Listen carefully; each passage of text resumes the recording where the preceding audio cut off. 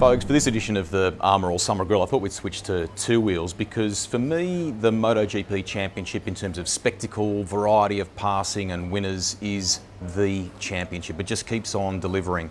18 rounds, 5 different winners, and Marquez for the early part of the year didn't even look like being in the game, did he? It was extraordinary, and MotoGP is without doubt the best major international motorsport championship, bar none. I mean, I love it. I'm not a real expert, but I'm a huge fan, and the diversity of the machinery and the riders and the drama and the unpredictability. And, you know, Marquez, how good is he? You know, amazing. Coming back, you know, so many crashes, but, you know, in the end, he's there. He gritted it out because Dovizioso, you know, the first guy since Stoner who's been able to tame this Ducati, that was a huge challenge, and you know, it's great. It's a bit like in Formula One, you know, Ducati coming out of the wilderness and re-establishing themselves. You know, well, you know, they're the Ferrari of MotoGP, aren't they? And everyone wants them up there. So, and you know, but and then Yamaha struggle. You know, Vinales won early in the championship. Rossi won at the Dutch TT, which I thought was just an awesome story. But really, that's their only highlights, isn't it? Yeah, it was. It was.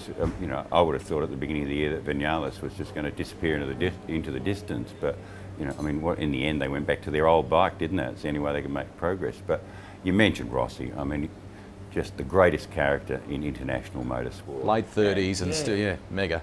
Still highly competitive.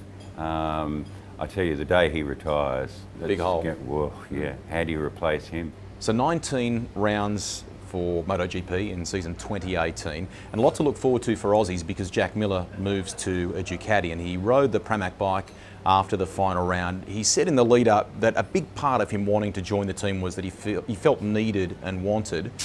5th fastest on the first day of testing. Current spec machinery, 2017 bike, and it hasn't always been that way for him on the Honda. Sometimes it was a rung or two beneath the factory machine, but I thought it does a very good start. It was, and he this year made steady progress, wasn't falling off, relatively uninjured, and he was on second class machinery. There's no doubt about that. So he's showing, you know, the signs that is real potential there. And you know, on a competitive bike, and it looks that is what he's got next year.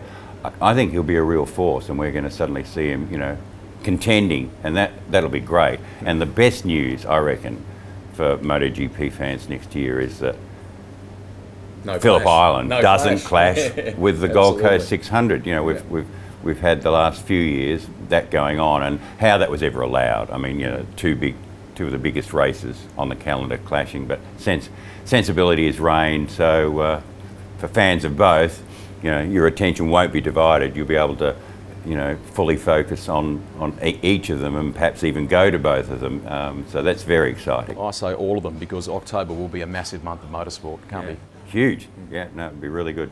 Looking forward to that one.